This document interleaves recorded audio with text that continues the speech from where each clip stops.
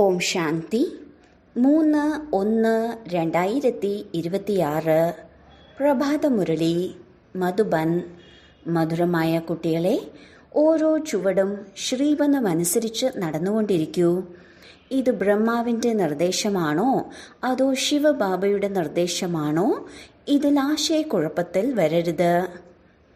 ചോദ്യം: നല്ല ബുദ്ധിയുള്ള കുട്ടികൾ ഏത് ഗൂഹ്യമായ കാര്യമാണ് വളരെ സഹജമായി മനസ്സിലാക്കിയെടുക്കുന്നത്? ഉത്തരം: ബ്രഹ്മബാബയാണോ മനസ്സിലാക്കി തരുന്നത് അതോ ശിവബാബയോ? ഈ കാര്യം നല്ല ബുദ്ധിയുള്ള കുട്ടികൾ സഹജമായി തന്നെ മനസ്സിലാക്കിയെടുക്കും. പലരും ഇതിൽ തന്നെയാണ് ആശയക്കുഴപ്പത്തിൽ വരുന്നത്. ബാബ പറയുന്നു, കുട്ടികളെ, ബാബ് ദാദ രണ്ടുപേരും ഒരുമിച്ചുണ്ട്. നിങ്ങൾ ആശയക്കുഴപ്പത്തിൽ വരരുത്. ശ്രീമതമെന്ന് മനസ്സിലാക്കി നടന്നുകൊണ്ടിരിക്കൂ. ബ്രഹ്മാവിൻ്റെ നിർദ്ദേശത്തിൻ്റെയും ഉത്തരവാദിത്വം ശിവബാബയ്ക്കാണ്. ഓം ശാന്തി. ആത്മീയ അച്ഛൻ കുട്ടികൾക്ക് മനസ്സിലാക്കി തന്നുകൊണ്ടിരിക്കുകയാണ്. നിങ്ങൾക്കറിയാം, നമ്മൾ ബ്രാഹ്മണർ തന്നെയാണ് ആത്മീയ അച്ഛനെ തിരിച്ചറിയുന്നത്.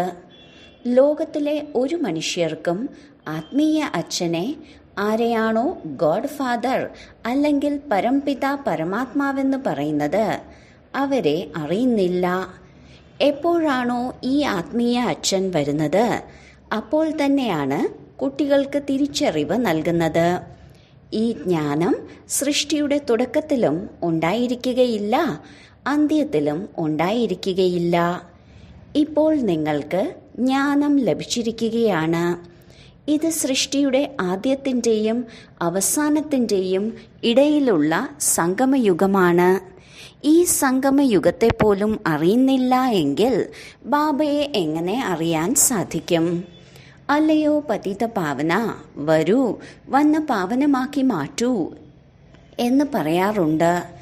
എന്നാൽ പതിത പാവനൻ ആരാണ്, എപ്പോഴാണ് വരുന്നത് എന്ന് അറിയുകയില്ല.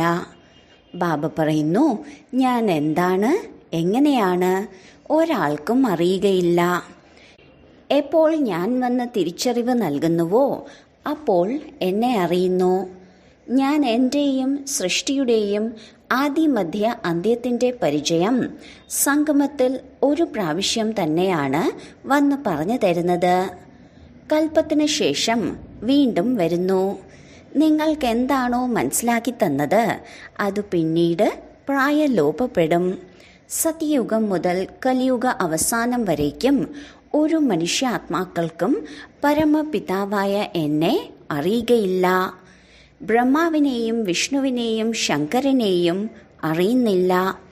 എന്നെ മനുഷ്യർ തന്നെയാണ് വിളിക്കുന്നത്. ബ്രഹ്മ, വിഷ്ണു, ശങ്കർ ഒരിക്കലും എന്നെ വിളിക്കുന്നില്ല.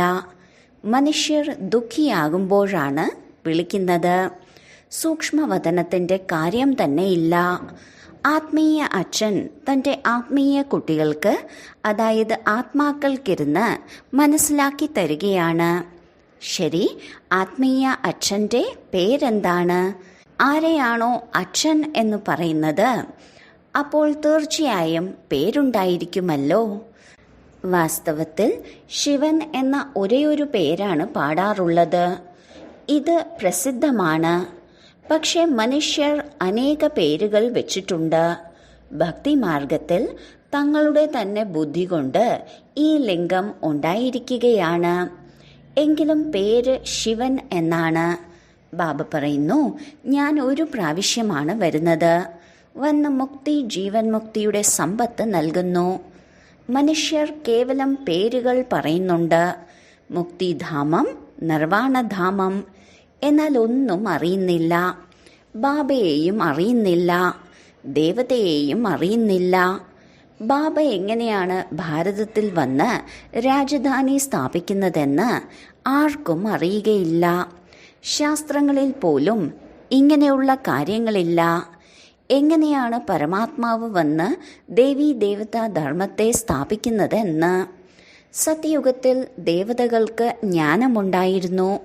അത് ഗുപ്തമായി പോയി എന്നല്ല. അഥവാ ദേവീ ദേവതകളിൽ ജ്ഞാനമുണ്ടെങ്കിൽ അത് തുടർന്നുകൊണ്ടേയിരിക്കണം. ഇസ്ലാമി, ബൗദ്ധി എന്നിവരുടെ ജ്ഞാനം തുടർന്നുകൊണ്ടേയിരിക്കുന്നുണ്ടല്ലോ. ഈ ജ്ഞാനം പ്രായലോപപ്പെട്ടതാണെന്ന് എല്ലാവർക്കും അറിയാം. ഞാൻ വരുന്നത് അപ്പോഴാണ്. ഏതെല്ലാം ആത്മാക്കളാണോ പതീതമായി മാറി രാജ്യം നഷ്ടപ്പെടുത്തിയിരിക്കുന്നത് അവരെ വന്ന് വീണ്ടും പാവനമാക്കി മാറ്റുന്നു. ഭാരതത്തിൽ രാജ്യമുണ്ടായിരുന്നു, പിന്നീടത് എങ്ങനെ നഷ്ടമായി അതൊരാൾക്കും അറിയുകയില്ല. അതുകൊണ്ട് ബാബ പറയുകയാണ്, കുട്ടികൾ എത്ര തുച്ഛബുദ്ധികളായി മാറിക്കഴിഞ്ഞു. ഞാൻ കുട്ടികൾക്ക് ജ്ഞാനം നൽകി പ്രാലബ്ധം നൽകുന്നു. പിന്നീട് എല്ലാവരും മറന്നുപോയി എങ്ങനെയാണ് ബാബ വരുന്നത്, എങ്ങനെയാണ് കുട്ടികൾക്ക് പഠിപ്പ് നൽകുന്നത്. ഇതെല്ലാം മറന്നുപോയി. ഇതും ഡ്രാമയിൽ അടങ്ങിയിട്ടുള്ളതാണ്. കുട്ടികൾക്ക് വിചാരസാഗര മന്ഥനം ചെയ്യാൻ വലിയ ബുദ്ധി ആവശ്യമാണ്. ബാബ പറയുന്നു, ഏതെല്ലാം ശാസ്ത്രങ്ങൾ മുതലായവയാണോ നിങ്ങൾ പഠിച്ചു വന്നിരിക്കുന്നത്, ഇത് നിങ്ങൾ സത്യത്രേതായുഗത്തിൽ പഠിച്ചിട്ടില്ലായിരുന്നു. അവിടെ നിങ്ങൾ ഈ ജ്ഞാനം മറന്നുപോയിരുന്നു. പിന്നീട് ഗീത മുതലായ ശാസ്ത്രങ്ങൾ എവിടെ നിന്നും വന്നു?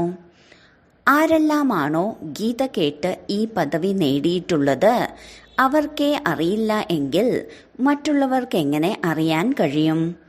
ദേവതകൾക്ക് പോലും അറിയാൻ സാധിക്കുന്നില്ല നമ്മൾ എങ്ങനെ മനുഷ്യനിൽ നിന്നും ദേവതയായി മാറും എന്ന്. പുരുഷാർത്ഥത്തിൻ്റെ പാർട്ട് തന്നെ അവസാനിച്ചു കഴിഞ്ഞു. നിങ്ങളുടെ പ്രാലബ്ധം ആരംഭിച്ചു തുടങ്ങി. അവിടെ ഈ ജ്ഞാനം എങ്ങനെ ഉണ്ടാകും? ബാബ മനസ്സിലാക്കി തരികയാണ്, ഈ ജ്ഞാനം നിങ്ങൾക്ക് വീണ്ടും ലഭിച്ചുകൊണ്ടിരിക്കുകയാണ്.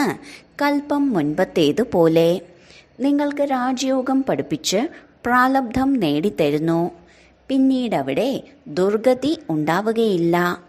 അതിനാൽ തന്നെ ജ്ഞാനത്തിൻ്റെ ആവശ്യം പോലുമില്ല. ജ്ഞാനം സദ്ഗതി നേടുന്നതിന് വേണ്ടിയാണ്. അത് നൽകുന്നത് ഒരു ബാബയാണ്. സദ്ഗതി, ദുർഗതി എന്ന വാക്ക് ഇവിടെ നിന്നും ഉണ്ടായതാണ്. സദ്ഗതി നേടുന്നത് ഭാരതവാസികൾ തന്നെയാണ്. മനസ്സിലാക്കുന്നുണ്ട്, സ്വർഗസ്ഥനായ പിതാവ് തന്നെയാണ് സ്വർഗം രചിച്ചിരിക്കുന്നത്. എപ്പോൾ രചിച്ചു ഇതൊന്നും അറിയുകയില്ല. ശാസ്ത്രങ്ങളിൽ ലക്ഷക്കണക്കിന് വർഷമെന്ന് എഴുതിയിട്ടുണ്ട്. ബാബ പറയുന്നു, കുട്ടികളെ നിങ്ങൾക്ക് വീണ്ടും ജ്ഞാനം നൽകുകയാണ്. പിന്നീട് ഈ ജ്ഞാനം അവസാനിക്കുകയും ഭക്തി ആരംഭിക്കുകയും ചെയ്യും. പകുതി കൽപ്പം ജ്ഞാനവും പകുതി കൽപ്പം ഭക്തിയുമാണ്. ഇതൊരാൾക്കും തന്നെ അറിയുന്നില്ല.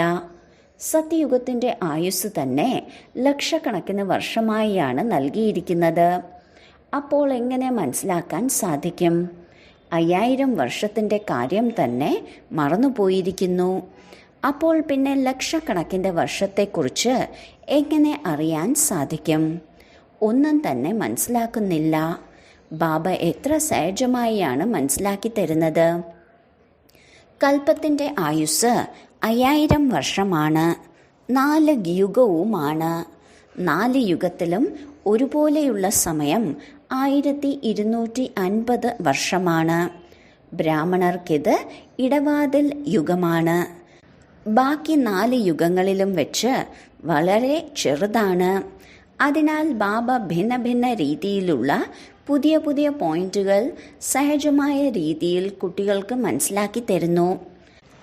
ധാരണ ചെയ്യേണ്ടതും നിങ്ങളാണ്, ചെയ്യിക്കേണ്ടതും നിങ്ങളാണ്. ഡ്രാമ അനുസരിച്ച് എന്താണോ മനസ്സിലാക്കി വന്നത് അതേ പാർട്ട് തന്നെയാണ് നടന്നുകൊണ്ടിരിക്കുന്നത്. എന്താണോ പറഞ്ഞു തന്നിട്ടുണ്ടായിരുന്നത് അത് തന്നെയാണ് ഇന്നും പറഞ്ഞു തന്നുകൊണ്ടിരിക്കുന്നത്. നിങ്ങൾ കേട്ടുകൊണ്ടിരിക്കുകയാണ്. നിങ്ങൾക്കിത് തന്നെ ധാരണ ചെയ്യുകയും ചെയ്യിപ്പിക്കുകയും വേണം. എനിക്ക് ധാരണ ചെയ്യേണ്ടതില്ല. നിങ്ങളെയാണ് കേൾപ്പിക്കുന്നത്, ധാരണ ചെയ്യിപ്പിക്കുന്നത്. നമ്മൾ ആത്മാക്കളുടെ പാർട്ടാണ് പതീതരെ പാവനമാക്കുക എന്നത്. ആരാണോ കൽപ്പം മുൻപും മനസ്സിലാക്കിയിരുന്നത് അവർ വന്നുകൊണ്ടിരിക്കും.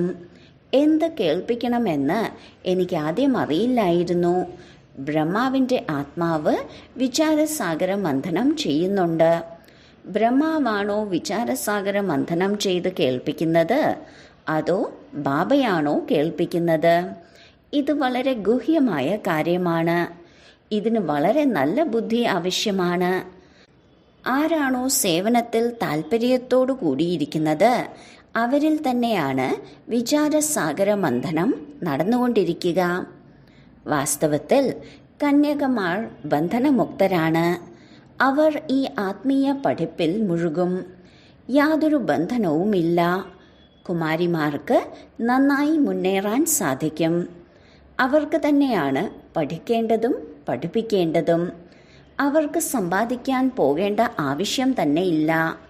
കുമാരി അഥവാ നല്ല രീതിയിൽ ഈ ജ്ഞാനം മനസ്സിലാക്കിയെടുക്കുകയാണെങ്കിൽ വളരെ നല്ലതാണ്.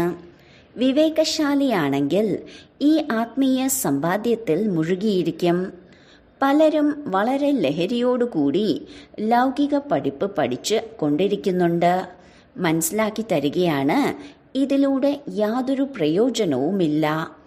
നിങ്ങൾ ഈ ആത്മീയ പഠിപ്പ് പഠിച്ച് സേവനത്തിൽ മുഴുകിയിരിക്കൂ. സാധാരണ പഠിപ്പ് യാതൊരു ഉപയോഗത്തിലും വരികയില്ല. പഠിച്ചു പോകുന്നത് ഗൃഹസ്ഥ വ്യവഹാരത്തിലേക്കാണ്. ഗൃഹസ്ഥി മാതാക്കളായി മാറുന്നു. കന്യകമാർക്ക് ഈ ജ്ഞാനത്തിൽ മുഴുകിയിരിക്കണം. ഓരോ ചുവടും ശ്രീമത പ്രകാരം നടന്ന് ധാരണയിൽ മുഴുകിയിരിക്കണം. മമ്മ തുടക്കത്തിൽ വന്നു, പിന്നീട് പഠിപ്പിൽ മുഴുകി ജീവിച്ചു.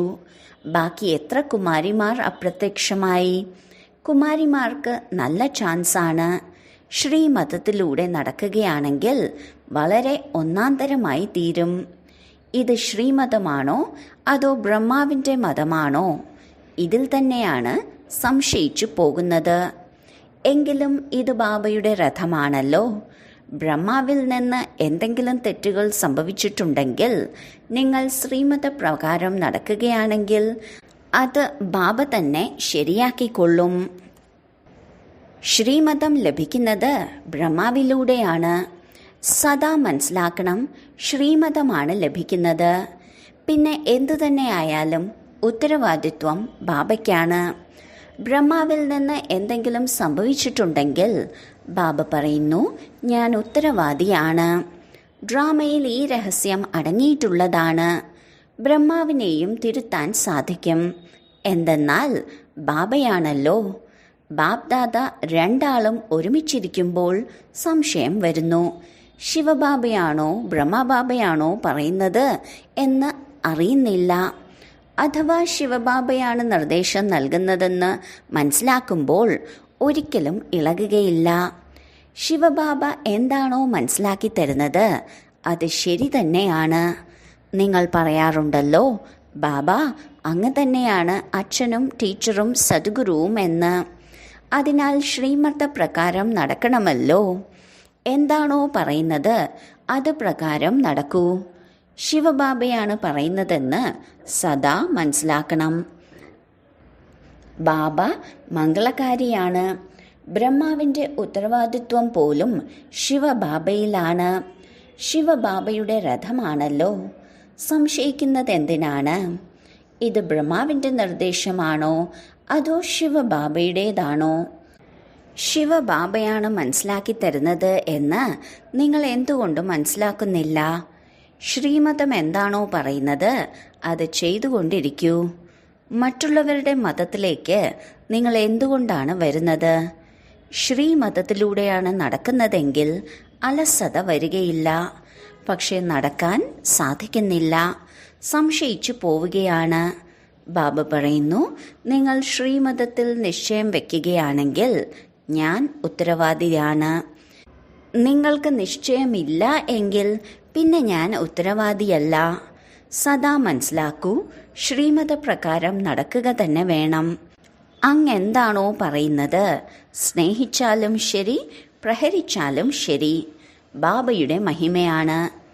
ഇതിൽ ചാട്ടവാറുകൊണ്ടടിക്കുന്ന കാര്യമൊന്നുമില്ല. പക്ഷെ പലരെയും നിശ്ചയത്തിലിരുത്താൻ പ്രയാസമാണ്. പൂർണ്ണമായ നിശ്ചയത്തിലിരിക്കുകയാണെങ്കിൽ കർമാതീത അവസ്ഥയുണ്ടാകും. എന്നാൽ ആ അവസ്ഥ വരുന്നതിലും സമയമെടുക്കും. ഇത് അവസാനമുണ്ടാകും. ഇതിൽ നിശ്ചയം വളരെ ഉറച്ചതായിരിക്കണം. ശിവബാബയിൽ നിന്നും ഒരു തെറ്റും ഉണ്ടാവുകയില്ല. ബ്രഹ്മാവിൽ നിന്നും ഉണ്ടായേക്കാം. ഇതിൽ രണ്ടുപേരും ഒരുമിച്ചുണ്ടല്ലോ. പക്ഷേ നിങ്ങൾക്ക് നിശ്ചയം ഉണ്ടായിരിക്കണം ശിവബാബയാണ് മനസ്സിലാക്കി തരുന്നത് എന്ന്. അതനുസരിച്ച് നാം നടക്കണം. അതിനാൽ ശിവബാബയുടെ ശ്രീമതം എന്ന് മനസ്സിലാക്കി നടന്നുകൊണ്ടിരിക്കൂ. അപ്പോൾ തലകീഴായതും ശരിയായിക്കൊള്ളും. ചിലപ്പോൾ തെറ്റിദ്ധാരണ ഉണ്ടാവാറുണ്ട്. ശിവബാബയുടെയും ബ്രഹ്മബാബയുടെയും മുരളി നല്ല രീതിയിൽ മനസ്സിലാക്കണം. ബാബയാണോ പറയുന്നത് അതോ ബ്രഹ്മാവാണോ പറയുന്നത്? ബ്രഹ്മാവ് സംസാരിക്കില്ല, അങ്ങനെയല്ല. പക്ഷെ ബാബ മനസ്സിലാക്കി തരികയാണ്, ശരി മനസ്സിലാക്കൂ. ബ്രഹ്മാവിന് ഒന്നും അറിയുകയില്ല. ശിവബാബയാണ് എല്ലാം കേൾപ്പിക്കുന്നത്. ശിവബാബയുടെ രഥത്തെ കുളിപ്പിക്കുന്നു. ശിവബാബയുടെ ഭണ്ഡാരിയുടെ സേവനം ചെയ്യുന്നു. ഇത് ഓർമ്മയിലുണ്ടായിരിക്കുകയാണെങ്കിൽ വളരെ നല്ലത്. ശിവബാബയുടെ ഓർമ്മയിലിരുന്ന് എന്തു ചെയ്യുകയാണെങ്കിലും വളരെ തീവ്രമായി പോകാൻ സാധിക്കും. മുഖ്യ കാര്യം ശിവബാബയുടെ ഓർമ്മയാണ്. അല്ലാഹു, ചക്രവർത്തി പദവി, ബാക്കിയെല്ലാം വിശദമായ കാര്യങ്ങളാണ്. ബാബ എന്താണോ മനസ്സിലാക്കി തരുന്നത് അതിൽ ശ്രദ്ധ കൊടുക്കണം. ബാബ പതിത പാവനനും ജ്ഞാനസാഗരനുമാണല്ലോ. ബാബ തന്നെയാണ് പതിത ശൂദ്രരെ വന്ന് ബ്രാഹ്മണനാക്കി മാറ്റുന്നത്.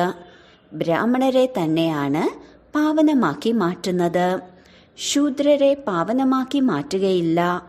ഈ കാര്യങ്ങളൊന്നും ഭാഗവതം മുതലായവയിൽ ഇല്ല. കുറച്ചക്ഷരങ്ങൾ മാത്രമുണ്ട്. മനുഷ്യർ ഈ കാര്യത്തെക്കുറിച്ച് അറിയുന്നില്ല. രാധാകൃഷ്ണൻ തന്നെയാണ് ലക്ഷ്മി നാരായണനായി മാറുന്നത്. ആശയക്കുഴപ്പത്തിൽ വരുന്നു. സൂര്യവംശികളും ചന്ദ്രവംശികളും തന്നെയാണ് ദേവതകൾ. ലക്ഷ്മി നാരായണന്റെ കുലമാണ്. സീതാരാമന്റെ കുലമാണ്. ബാബ പറയുന്നു, ഭാരതവാസി കുട്ടികളെ ഓർമ്മിക്കൂ, ലക്ഷക്കണക്കിന് വർഷങ്ങളുടെ കാര്യമൊന്നുമില്ല. ഇന്നലത്തെ കാര്യമാണ്. നിങ്ങൾക്ക് രാജ്യം നൽകിയിരുന്നു. എത്ര അളവില്ലാത്ത സമ്പത്താണ് നൽകിയിരുന്നത്. ബാബ മുഴുവൻ വിശ്വത്തിൻ്റെയും അധികാരിയാക്കി നിങ്ങളെ മാറ്റി. മറ്റൊരു ഖണ്ഡവും ഉണ്ടായിരുന്നില്ല. പിന്നെ നിങ്ങൾക്ക് എന്തു പറ്റി?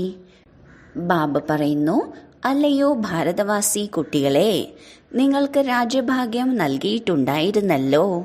നിങ്ങളും പറയും, ശിവബാബ പറയുകയാണ്, നിങ്ങൾക്ക് ഇത്രയും ധനം നൽകി, പിന്നീട് നിങ്ങൾ ഇതെല്ലാം എങ്ങനെ നഷ്ടപ്പെടുത്തി? ബാബയുടെ സമ്പത്ത് എത്ര ശക്തിശാലിയാണ്? അച്ഛൻ ചോദിക്കുമല്ലോ. അച്ഛനില്ലെങ്കിൽ മിത്ര സംബന്ധികൾ ചോദിക്കും, ബാബ നിങ്ങൾക്ക് ഇത്രയും സമ്പത്ത് നൽകി, ഇതെല്ലാം എവിടെ നഷ്ടപ്പെടുത്തി? ഇതാണെങ്കിൽ പരിധിയില്ലാത്ത അച്ഛനാണ്. ബാബ കക്കയിൽ നിന്ന് വജ്രമാക്കി മാറ്റുകയാണ്.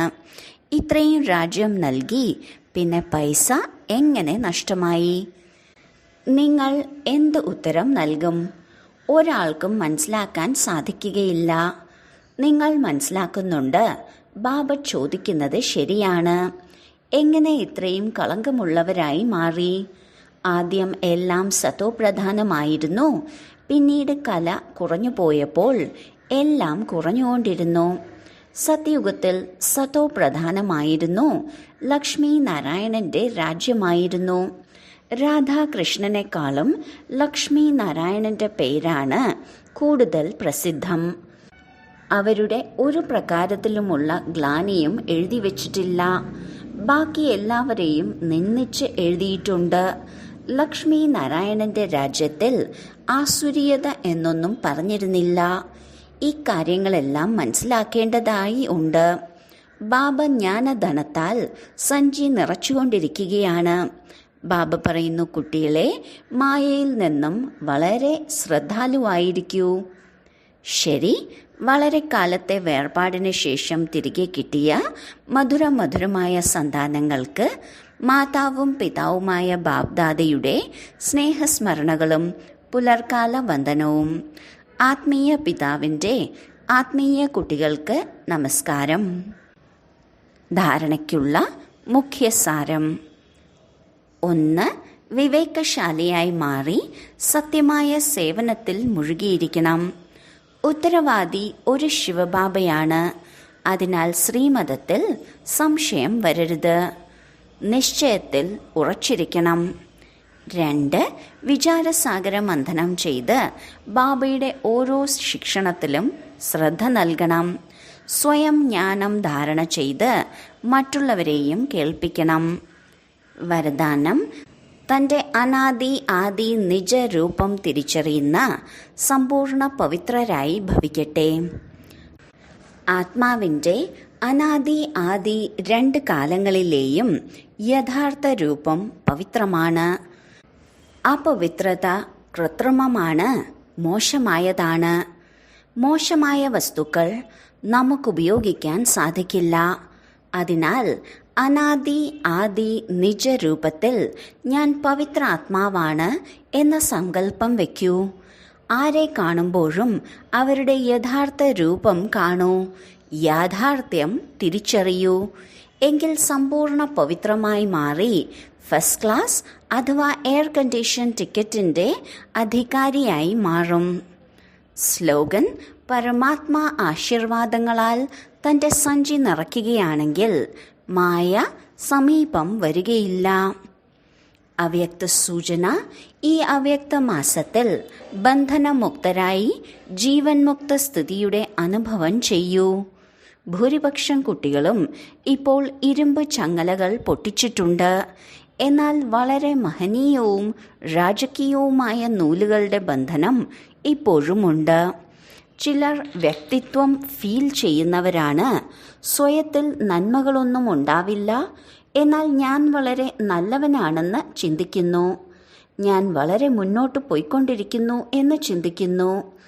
ഈ ജീവൻ ബന്ധനത്തിൻ്റെ ചരട് ഭൂരിഭാഗം പേരിലുമുണ്ട്.